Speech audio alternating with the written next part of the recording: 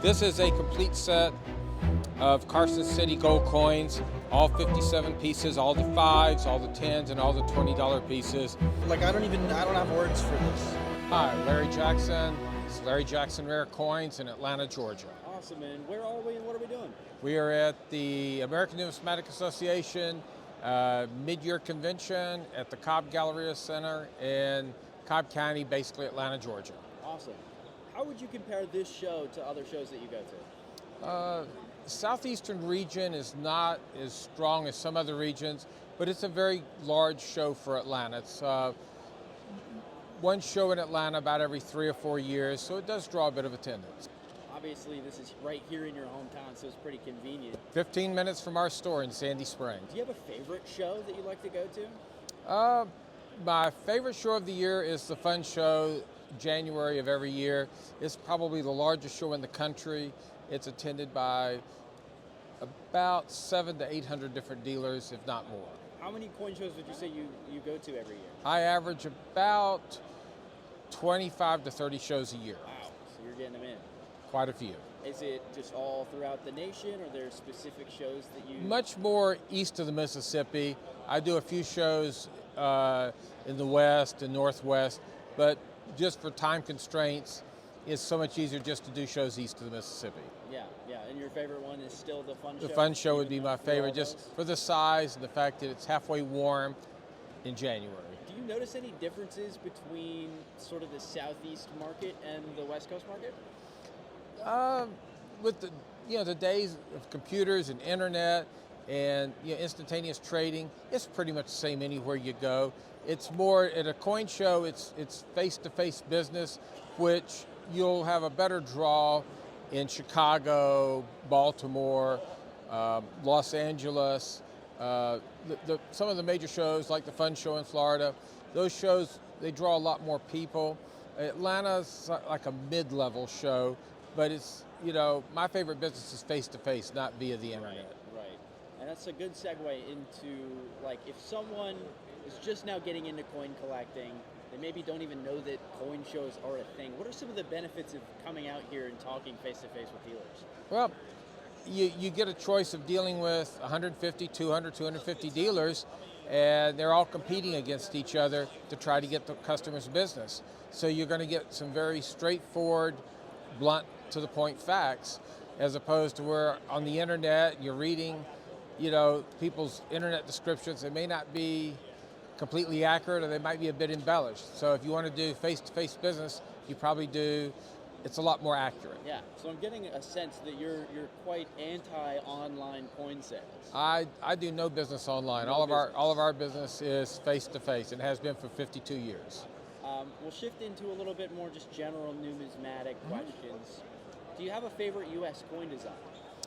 My favorite U.S. coin design, actually probably several, but it's the early U.S. 2.5, 5, and $10 gold pieces from the 1790s to about the 1820 period. Gotcha. So it's like the is it draped bust era? The small eagle draped bust, the very early pieces. I mean, they're just incredible works of art. Yeah. Is that mainly what you look for in a coin? Is the artwork, or is there something else that stands out to you more? When you're a collector of coins, you like every coin. But right. Yeah, I mean, the ones with really great artistic beauty are going to be much more popular than a coin that's butt ugly. Do you like gold or silver better? For collecting, I much prefer gold, just because of the uniqueness and the rarity. It's just a great appeal for that gold. It's just like everybody loves gold. Is there a specific coin that's on your holy grail list? Do you have anything that you always see go at auction? But at this point in life, probably anything I haven't owned at this point. So there's probably 100 or 200 different U.S. coins that I've either never owned, or it's been a long time since I've owned them. Items that are always of interest to me, like the $4 Stellas. Even though I have them early U.S. 5s and 10s from the 1790s, I could never own enough of them. Do you collect personally, or is it mostly do you I'm probably my own best customer, which makes it hard when you're in the business. Yeah. So you buy stuff, and then a lot of times you'll keep it for yourself. As long as I can, but eventually something else will come along that I want to have more. Or, it's just I adopt them for a while, and then they go to another home. Yeah. What's a good example of something you bought and was just immediately like, you have to keep this? Recently, we bought an 1815 $5 gold piece. There's only 10 of them known, and 4 in museums. We have one of the 6 that's not in a museum. That's cool. Is it graded? It's in an old annex holder. Oh, I love that. It's almost uncirculated, lightly cleaned. Like the little brick one? Yeah, the little brick ones. Love that. And it was just, it was the only date I didn't personally have between 1795 and 1820, and I just wanted to have every year. Interesting. So you've got a full set back. I've got one of every year. Very cool. What's that process like? It just, I've never worked hard to buy them. It's just when they come along, it's something I want. So it's like, I don't have to have one of every year, but since that was the only one I didn't have and I'd never owned that particular date before, I just, it was just something I really wanted, and I was able to purchase it through auction. How do you feel about the potential for pennies to end circulation? I think it should have happened 30 years ago. Okay.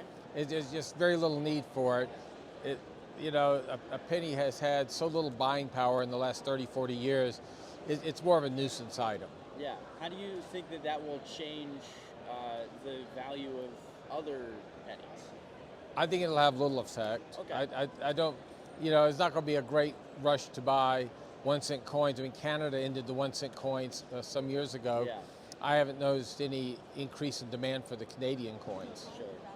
So it's just, it's just one of those things. It's like when the half cents ended in 1857, it was, a coin that just was sort of forgotten about until collectors Sure. now want half cents. Right. But they've made too many billions and billions and billions of common current 1-cent coins. They'll Yeah. never be rare.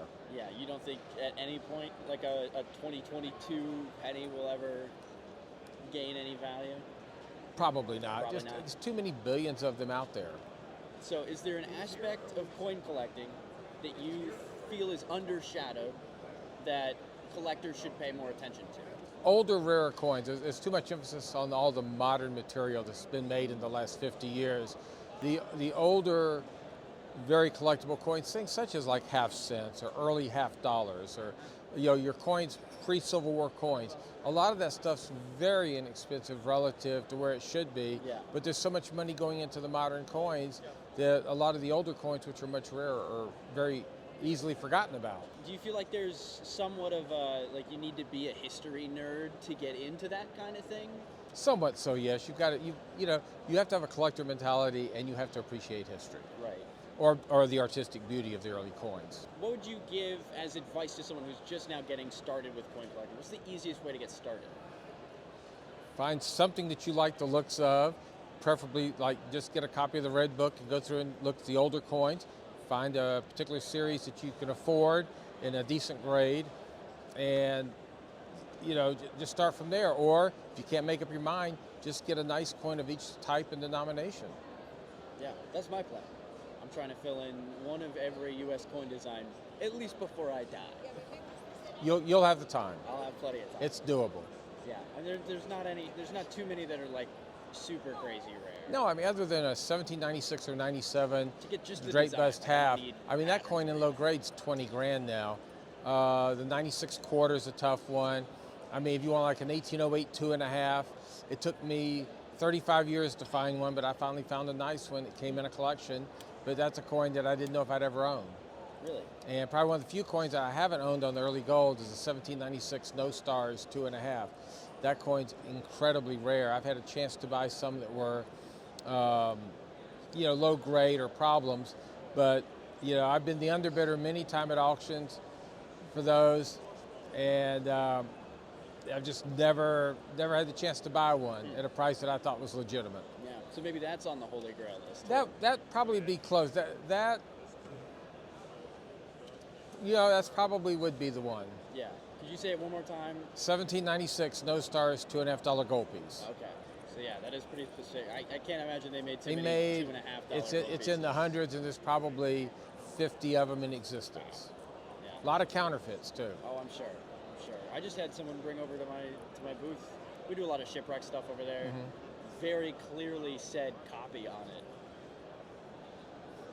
The rare Copay variety. Yeah, right. The Copay. I haven't heard that one before. That's fun. All right, cool. You want to talk a little bit about what you have at Sure. the booth there? We can take a look here. We'll go walk over and take a quick look. I haven't seen any of these yet. Okay. Well, how do you want this light? Do you want it to be off a little bit? This is fine right here. You adjust however. This is a complete set of Carson City gold coins, all 57 pieces, all the 5s, all the 10s, and all the $20 pieces. The rarest coin would be the 70cc 20 here. That coin's worth well over $250,000. Wow. I mean, this is such, like, I don't have words for this. How do you get your hands on every Carson City gold dollar? Well, this was a collection that we bought from a couple that had it for many years and decided to finally sell it. They were getting advanced age, and it was time to let somebody else own it. Wow. And what's a collection like this worth? That collection's worth upwards of $2 million. Wow. What's like the most affordable coin in the group? I mean, obviously they're all probably like the 1891 10. That's one of the most common years there. On the 20, the 1890 is a common year there. Okay. On the 5 be the 90, probably the 91 Carson City piece there. Those are some of the more common years. Gotcha. And just for someone who's unfamiliar with Carson City and its significance, could you do a little breakdown on like why we should care about a full set of Carson City? Well, it's, the Carson City Mint opened during the big gold and silver rush in Nevada. They didn't mint a lot of coins, and they were heavily used by the miners and the public. So they didn't believe in paper money. So you had many of these coins were subject to extensive wear. And then over time, they just got, the low-grade coins got melted, so there were very few nice ones left in existence. And the mintages on some of these are quite low. And it's a completable set if you have a lot of money. And then we've got a full set. No, this is just a sampling Okay. of a collection I've put together. These are Georgia National Bank notes. These are 16 of some of the rarer pieces. Some extremely rare $100 pieces, $50 note. Early pieces, like here's a Toccoa note that's unique. Lafayette, Georgia is unique. Just some very rare pieces. This is a part of a collection that consists of about 600 notes. Wow. So I don't know too much about paper, but to my knowledge, these are bills that were made before there was like a central banking system. No, these are all federal notes. You can still spend every one of these notes, Really? but Okay. they were made with the name of the bank on each one. In fact, put your camera down, look, like for instance, this would be the First National Bank of Pelham. The Treasury Department would print this note for the bank with their name on it, and they would issue this note subject to how much money that they put on reserve at the Treasury in gold or silver. Okay. And then the banking system kept up with each one of these banks and every note that got redeemed or destroyed, and they would, it was all literally, on sheets of paper, they would keep up the notes that were issued and the notes that were redeemed long before computers. And it was a massive accounting mess that the government had created. Well, yeah. Because, right, you were able to exchange, like, the silver certificates for an actual silver dollar. Right, and the gold certificates. These aren't silver or gold. These are national currency, but they're backed by deposits of gold and silver. Do you think we should go back to a gold standard? Maybe that's a good You question. can't. There's too much. You would have to revalue gold at hundreds of thousands of dollars to cover all the money that's currently Right, out maybe there. There's too much Monetary inflation. inflation. There's too much money around the world to cover it all with gold. Okay, And dumb question. silver would be too bulky. Sure. Dumb question. That's Good right. answer. It is not a dumb question because a lot of people want to do that. There are a lot of people wanting to back our currency with even 1% gold or 2% gold, but it's really not doable anymore. We've created a world banking system that's on trust. It is on trust. And some days there's more trust than others. Yeah. Is there anything else you want to mention or say before we wrap things up? Our website is ljncoins.com. That's for Larry Jackson Numismatics, ljncoins.com. Sweet. And that's it? That would be it.